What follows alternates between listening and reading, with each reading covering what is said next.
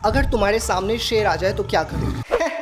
फिर मैं क्या करूंगा? जो करेगा शेर करे। Shut up. तुझे अपनी गर्दन आगे करके शेर के लिए काम जितना आसान हो सके उतना आसान करना है, क्योंकि जब मौत आनी ही है तो उसे और दर्दनाक क्यों बनाया जाए? चाहो न चाहो एक दिन सभी को मरना है। अगर आपको खून खराबे मौत की बातें और उस पर मजाक नहीं पसंद तो कोई दूसरी वीडियो देख सकते हो, क्योंकि मेरी तरह मेंटली डिस्टर्ब लोगों की फरमाइश पर पेश है दुनिया की सबसे खौफनाक आदमखोरों की नई कहानी। नमस्ते भाई लोग, मेरा नाम है दादे और आज आप जानोगे कि स्विमिंग पूल से लेकर समुद्र में तैरने तक जो शार्क के खा जाने का खौफ लोगों के मन में रहता है, उसकी शुरुआत कहाँ से हुई? क्यों हमारे हिंदुस्तान की चिड़ियाघर बेस्ट है, जो किसी आदमी के शेर के बाड़े में गिर जाने पर उस जानवर को गोली नहीं मारते? गोली नहीं मारेंगे। मगर सबसे पहले कहानी ऐसे दो क्लीन शेव्ड शेरों की, जिनके मरने के 100 साल बाद भी वो इलाका बदनाम है आदमखोरों के लिए। ये है शिकागो फील्ड म्यूजियम में रखे आदमखोर शेरों की असली बॉडी। खड़े वाले का नाम है FMNH23970 और बैठे वाले का FMNH23969। ये नाम क्या इलॉन मस्क ने रखे हैं? इन्होंने 126 साल पहले केनिया में आतंक मचाया था। म्यूजियम में रखे जाने से 20 साल पहले तक ये lieutenant colonel John Henry Patterson के घर कालीन की तरह बिछे हुए थे। कर्नल पैटरसन ने भूत और काल को भूतकाल बनाया था। हालांकि उन्होंने इन शेरों की दाढ़ी मूंछ नहीं काटी। इस खास प्रजाति के शेरों को आती ही नहीं है। पैटरसन को 1898 में ब्रिटिश सरकार ने ईस्ट अफ्रीका रेल का काम करवाने के लिए भेजा। उसे उम्मीद थी कि बहुत सी दिक्कतों का सामना करना पड़ेगा, इंजीनियरिंग में कठिनाई, गर्मी और बुखार, हो सकता है खाने और पानी की भी किल्लत पड़े। मगर ये कभी नहीं सोचा था कि अफ्रीका के जंगली इलाके में दो राक्षस पैटरसन और उसके मजदूरों को अपने लिए स्वर्ग से आया पकवान मानकर इंतजार कर रहे हैं। सावो नदी के ऊपर रेल के पुल का काम चल रहा था। आए हुए कुछ दिन ही हुए थे कि एक दो मजदूर रहस्यमयी ढंग से गायब हो गए। कर्नल को बताया गया कि उन लोगों को टेंट से खदेड़कर शेर खा गए। उस वक्त वो माना नहीं। मरने वाले बढ़िया कामगार थे और उन्होंने अच्छा रुपया इकट्ठा कर लिया था। पैटरसन को लगा कुछ बदमाशों ने उनके पैसे के लिए हत्या कर दी। ये शख्स जल्दी गायब हो गया। जब एक सुबह उसे एक आदमी बताने आता है कि उसके हट्टे कट्टे सिख जामदार उनवान सिंह को उससे भी हट्टा कट्टा सिंह उठाकर ले गया। हेनरी ने तुरंत बंदूक उठाई और कहानी की सच्चाई पता करने हादसे वाली जगह पहुंचा। शेर के पंजों के निशान से लेकर बेचारे उनगन सिंह की एड़ियों से बने निशान दिखा रहे थे कि उसे किस तरफ घसीटा गया था। यहाँ तक कि वो चश्मदीद गवाह भी मौजूद था जिसके सामने ये सब हुआ। गवाह बोला, साहब मैं जागा हुआ था और सो रहे जामदार के बगल में लेटा था जब एक विशाल शेर ने दरवाजे के अंदर अपना सर घुसाया। मेरा कलेजा मुंह में आ गया शेर को पास आता देख। उसने पहले मुझे देखा, फिर उनगन सिंह को, और भगवान की कृपा से वो जामदार का गला दबोच कर ले गया, आपके गुलाम की बजाय। भगवान में मानने वालों प्लीज कमेंट में मुझे बताओ ये कैसी वाहियात कृपा हुई। मैं तो भगवान की कृपा तब मानता अगर शेर आता और कहता कि आज से मैं वेजिटेरियन हूँ। इतना भी नहीं तो कम से कम दोनों को बख्श कर चला जाता तो भी कुछ मान सकते थे। उनगन सिंह चिल्लाया, छोड़ो, शेर की गर्दन पर हाथ पटके, मगर वो दानव उसे बिस्तर से खींचकर बाहर ले गया और मैं वहीं सुन पड़ा रहा। टेंट के बाहर से आती उसकी खौफनाक आवाजें सुनता रहा। जामदार ने खूब लड़ाई की मगर शेर से उसका क्या मुकाबला था। जैसा कि मैंने वीडियो की शुरुआत में बताया था, जब मौत आनी ही है तो उसे और दर्दनाक क्यों बनाया जाए। दुर्घटना को जानकर जॉन हेनरी पैटरसन निशानों का पीछा करते हुए उस जगह पहुंचा जहाँ उस बदकिस्मत को खाया गया था। पूरी जमीन खून, मांस के टुकड़े और बड़ी हड्डियों से सनी थी, मगर सिर सही सलामत पड़ा था, शेर के कुछ दांतों के निशान के अलावा। कर्नल का आज तक का देखा गया सबसे भयानक दृश्य। हाल देखकर पता चल रहा था कि वहाँ दो शेर रहे होंगे जो शायद मांस के लिए लड़े भी हों। पैटरसन ने जितना हो सका उतना सब इकट्ठा करके एक पत्थरों के ढेर के अंदर गाड़ दिया। कटे हुए सिर की भयभीत आंखें उसे लगातार घूरती हुई सी लग रही थी, क्योंकि उसने सिर नहीं दफनाया था बल्कि उसे अपने साथ जांच के लिए ले गया। कटे सर को उठाने का बेस्ट तरीका क्या है? ऐसे बालों से, या ऐसे रग्बी की तरह, या मेरा फेवरेट गर्दन में हाथ डालकर पपिट की तरह खेलते हुए। दोस्तों सिर्फ मजाक है, बस शौक करना चाहता था आपको।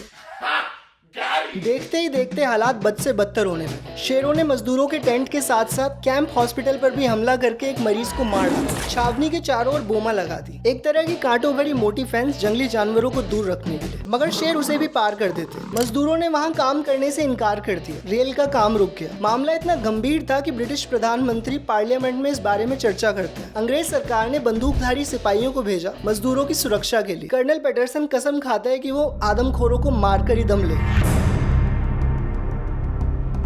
9 दिसंबर 1898 की सुबह एक आदमी सिम्बा सिम्बा चिल्लाता हुआ पैटरसन के पास पहुंचता है। वो बार बार पीछे मुड़कर देख रहा था। पूछने पर पता चला शेरों ने नदी किनारे लगी छावनी में किसी को खींचकर ले जाने की कोशिश की थी, मगर ऐसा ना कर पाने पर उन्होंने गधे को पकड़ लिया और मार डाला। ये सोचकर कि इस वक्त वो पास ही में उसे खाने में मगन होंगे, कर्नल वहाँ पहुंचा। घनी झाड़ियों के बीच एक आदमखोर थोड़ा सा दिखाई दे रहा था। पैटरसन ने गोली चला दी। दाहड़ के साथ शेर वहाँ से भागा। 2 बार कोशिश नाकाम होने के बाद आखिरकार भूत का भूत बना दिया, लेकिन काल साल का काल खत्म होना भी बाकी था। उसे मारने में 9 गोलियां लगी, 5 एक बंदूक से, 3 दूसरी और 1 तीसरी से। इसके बावजूद उसने लेफ्टिनेंट कर्नल पर आखिरी सांस तक हमला करने की कोशिश की थी। लेकिन सवाल ये कि आदमखोर शेर बने क्यों? 1890s में यूरोपियंस अपने साथ गाय बैल लेकर अफ्रीका आते हैं। उन पशुओं के साथ आई ऐसी बीमारियां जो वहाँ के जानवरों के लिए नई थी। उनमें से एक थी रिंडरपेस्ट, ऐसी खतरनाक महामारी जिसने 80 से 90% अफ्रीकी मवेशियों को मार डाला। सिर्फ हाथी, हिप्पो, ज़ीब्रा, बंदर और मांसाहारी जानवर बचे तो शेरों के लिए खाना बढ़ गया। शेरों के लिए खाना बढ़ा तो शेरों की आबादी भी बढ़ने लगी। मगर महामारी के खत्म होने के बाद जानवर बहुत कम बचे थे और शेर काफी ज्यादा। तो भूख की वजह से शेरों को दूसरे ऑप्शन ढूंढने पड़े, जैसे इंसान। सावों के 2 शेर दुनिया के सबसे मशहूर आदमखोर हैं, मगर इनसे 3 गुना ज्यादा लोगों की हत्या करने वाले आदमखोरों के बारे में बहुत कम लोग जानते हैं। वीडियो लाइक करोगे तो आप भी जान जाओगे।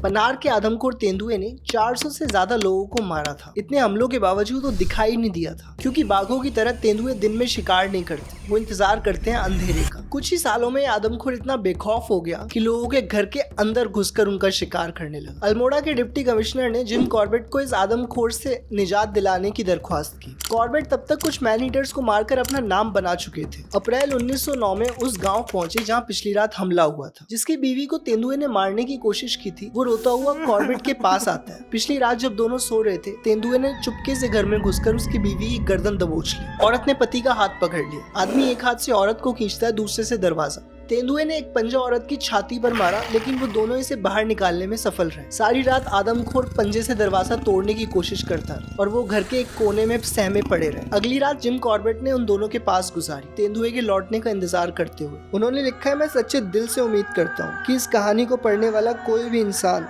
कभी भी उस दर्द और पीड़ा का गवाह न बने जो किसी इंसान या जानवर ने उस वक्त झेली हो जब उसकी गर्दन किसी तेंदुए या बाघ ने दबोच ली हो, और उस दर्द को खत्म करने या कम करने का कोई भी तरीका ना हो सिवाय बंदूक की गोली के। डैम, वो तगड़े शिकारी के साथ साथ तगड़े राइटर भी थे। आपको भी जिम कॉर्बेट की किताबें पढ़नी चाहिए, लिंक वीडियो की डिस्क्रिप्शन में। तेंदुए अपने शिकार की आमतौर पर गर्दन ही दबोचते हैं। एक बार काटने से जुगुलर वेन्स और कैरोटिड आर्टरीज में गहरे घाव बन जाते हैं, जिससे लगातार खून बहना शुरू हो जाता है। स्पाइन टूट सकती है, पीछे से खोपड़ी खुल सकती है जिससे दिमाग दिखने लगे। तेंदुए के मुंह में इतना बैक्टीरिया होता है कि एंटीबायोटिक से पहले उसके काटने से लोग इन्फेक्शन से मर जाया करते थे। रात भर इंतजार के बाद भी वो तेंदुआ नहीं लौटा। वो औरत जो औरत के 18 साल की बच्ची थी, नहीं बच पाई। वहाँ से 30 मील दूर सनौली नाम के गांव में मैन ईटर के हमले की खबर मिलती है। वो अपने साथ 2 बकरी खरीद कर लाया था, तेंदुए के चारे की तरह इस्तेमाल करने के लिए। एक बांधी बकरी को कब तेंदुआ ले गया पता भी नहीं चला, मगर उम्मीद थी कि दूसरी वाली के लिए वो जरूर वापस आएगा। दूसरी बकरी को एक पेड़ से 30 गज दूर बांधकर उस पेड़ पर बैठकर इंतजार करते। रात के अंधेरे में मैन ईटर ने बकरी पर झपट्टा मारा। कॉर्बेट को खाली सफेद ब्लड सा नजर आया। उसने अंदाजे से वहाँ गोली चला दी। तेंदुए के गोली लग गई, मगर वो जंगल की ओर भाग गया। 20 गांव वाले मशाले लेकर उस जगह पहुंच गए, ये सोचकर कि आदमखोर मारा गया। जिम कॉर्बेट ने कहा कि मैंने उसे बुरी तरह घायल कर दिया, लेकिन अभी अंधेरे में खतरा है, सवेरे जंगल आकर देखेंगे। लेकिन गांव वाले तभी जाने के लिए उतावले थे। मेरा डाउनफॉल देखने के लिए भी बहुत लोग उतावले। इतना चुभने लगा हूँ सबको, लेकिन मैंने तो कोई आदमी, छोड़ो किसी आदमी का हक तक नहीं मारा। छुरा तो नहीं हूँ। कॉर्बेट इस शर्त पर राजी हो गए कि अगर तेंदुआ झपट्टा मारने आए तो कोई भी साथ छोड़कर नहीं भागेगा। खाओ माँ कसम। सबने वादा किया और जंगल की तरफ चल पड़े। जंगल में कुछ ही झाड़ियों के पीछे से आदमखोर भागता हुआ आता है। जिम लिखते हैं कि गुस्से से गुर्राता और दौड़ता हुआ तेंदुआ कुछ ज्यादा ही डरावना लगता है। मैंने हाथियों की कतारों में भगदड़ मचते देखा है, जो बाघ तक के सामने खड़े रहते थे। मेरी एक्स ने भी जीने मरने तक साथ निभाने का वादा किया था। वो भी साथ छोड़कर ऐसे भाग गई जैसे गाँव वाले भागे, तेंदुए को अपनी ओर आता देख। मगर किस्मत से हपड़ धपड़ में कुछ मशाले जमीन पर गिर गई और जिम कॉर्बेट को निशाना लगाने लायक रोशनी मिल गई। छाती पर गोली लगने से आदमखोर मारा गया।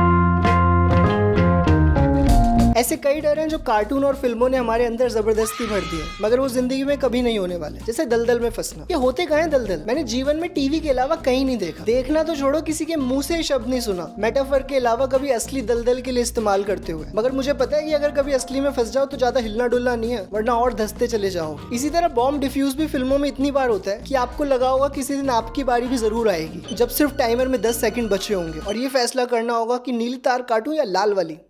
और फाइनली शार्क अटैक। चाहे समुद्र में नहा रहे हो या अपने गांव के ट्यूबवेल में, लेकिन अगर ये शार्क फिन दिख गया तो एक बार को तो खून सूख ही जाएगा। मगर क्या आप जानते हो शार्क अटैक से मरने का चांस 37 लाख में 1 है। मतलब आपके बिस्तर से सोते हुए गिरकर मरने की ज्यादा संभावना है किसी शार्क के खाने बनने से। तो फिर इस घबराहट की शुरुआत कहाँ से हुई?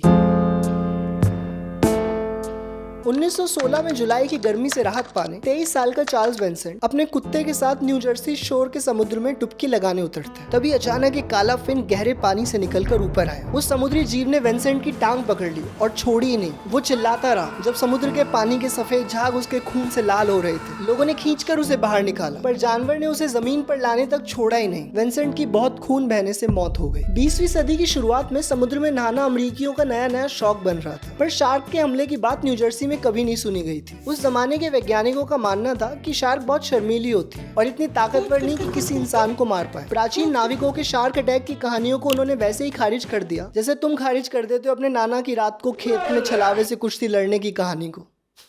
जानकारों का मानना था कि विंसेंट पर हमला एक अजीबोगरीब हादसा था जिसकी दोबारा होने की संभावना नहीं। अगले दिन भी बीच खुले रहे, लोग पानी में मजे करते रहे, मगर 5 दिन बाद खौफ दोबारा लौटा जब पिछले हमले से 72 किलोमीटर दूर 27 साल का चार्ल्स ब्रूडर शार्क के हमले का शिकार होता है। वो हर रोज की तरह दोपहर में तैर रहा था कि तभी आदमखोर ने पहले बाईं टांग को घुटने के ऊपर से और फिर दाईं टांग को घुटने के नीचे काट ली। लाइफ गार्ड्स उसे खींचकर किनारे लाए। एक औरत उसका हाल देखकर बेहोश हो गई। अफसोस उसे बचाने के लिए कुछ नहीं किया जा सकता था। ब्रूडर की जांच करने वाले एक्सपर्ट ने कहा कि ये काम किलर व्हेल का है। दूसरों की राय थी बड़े समुद्री कछुए भी हो सकते हैं। वहीं कुछ कॉन्स्पिरेसी थ्योरिस्ट का विश्वास था कि ये शार्क्स का काम है। शार्क्स जो जर्मन्स ने ट्रेन किए अमेरिकन को मारने के लिए। आपने कभी नोटिस किया है कि हर कॉन्स्पिरेसी थ्योरिस्ट की आधी बात सुनो तो सेंस बनाती है, लेकिन बाकी आधी में हक देता है। जैसे साइंटिस्ट हर बार सही नहीं होते, हमें उनकी बातों पर भी सवाल उठाना चाहिए। हाँ ठीक बात है, धरती देख ले चपटी है, मगर साइंटिस्ट मानते हैं गोल है। बीचेस पर नेट लगाती है, नावें समुद्र में पहरा देने लगी, मगर अगले हमले को रोकने में ये सब बेकार रहा। दूसरे हमले से 40 किलोमीटर दूर अपने दोस्तों के साथ तैर रहे 11 साल के लेस्टर स्टिलवेल को शार्क ने पेट से पकड़कर पानी के अंदर खींच लिया। सिर्फ यही नहीं, लेस्टर की बॉडी को खोजने आए फिशर के पैर को भी शार्क ने चीर डाला। फिशर की कुछ घंटे बाद मौत हो जाती है। उस अटैक के आधे घंटे के अंदर वहां से 850 मीटर दूर आखिरी हमले की खबर आती है। 14 साल का जोसेफ डन इकलौता विक्टिम था जो शार्क हमले से जिंदा बच पाया। हालांकि उसके बाएं पैर का मांस शार्क ने पूरा उखाड़ लिया था, मगर उसके दोस्त और भाई उसे आदमखोर के चंगुल से छुड़ाने में सफल रहे। ये खूनी मछली जनता की दुश्मन बन गई, जिसे मारने के लिए $100 का इनाम घोषित कर दिया।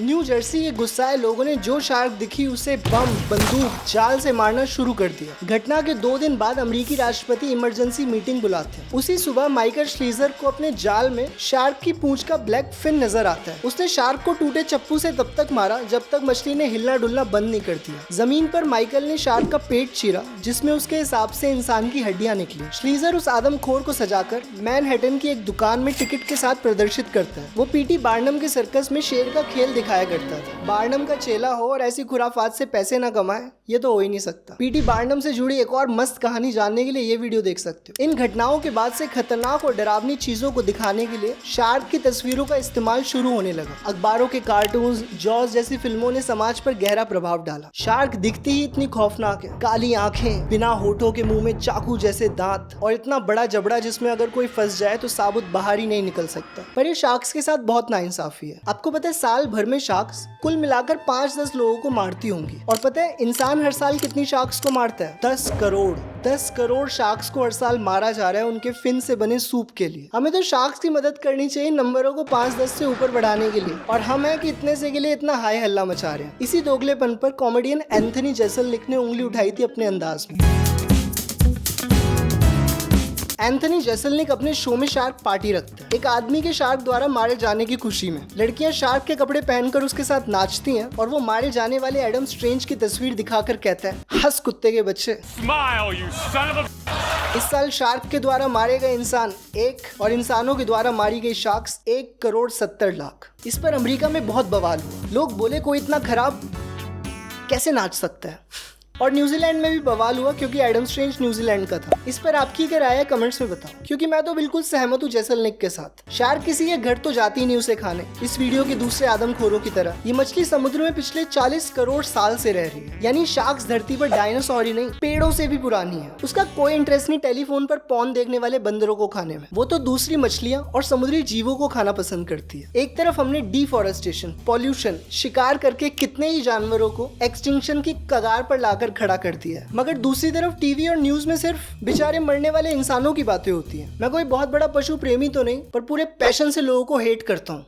मुझे बेस्ट लगते हैं हमारे हिंदुस्तान के चिड़ियाघर, जहाँ आदमी के शेर के बाड़े में गिरने पर शेर को गोली नहीं मारते। एक तो बेचारे जानवर को जंगल से पकड़कर वहां रख दिया आदमी के खेल के लिए। अब अगर उधर भी कोई बेवकूफ आकर गिर जाए तो इसमें बेचारे शेर की है गलती। ये एक लौती जगह है जहाँ हम सबको उसके आदम को रोने पर चीयर करना चाहिए।